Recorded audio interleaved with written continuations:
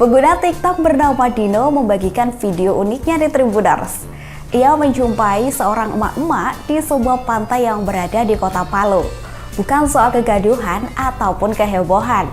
Emak-emak satu ini memiliki cara dan tekniknya tersendiri saat memancing yang sangat unik.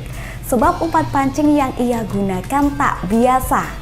Emak-emak satu ini malah menggunakan tepung terigu sebagai umpan pancingnya. Unik sekali gak sih Tribuners?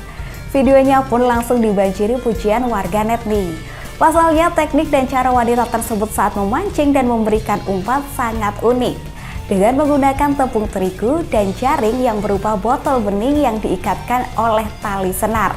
Rupanya alat tersebut berhasil menjadi senjata sederhana dan ramah lingkungan untuk menangkap ikan. Tertarik mencobanya juga kan di Tribuners?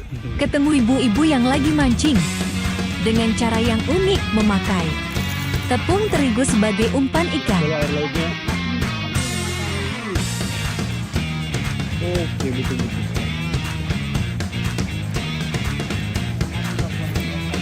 Iya, betul-betul.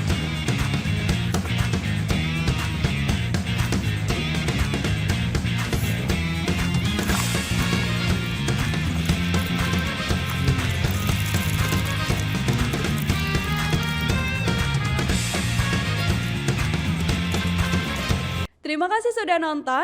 Jangan lupa like, subscribe, dan share ya.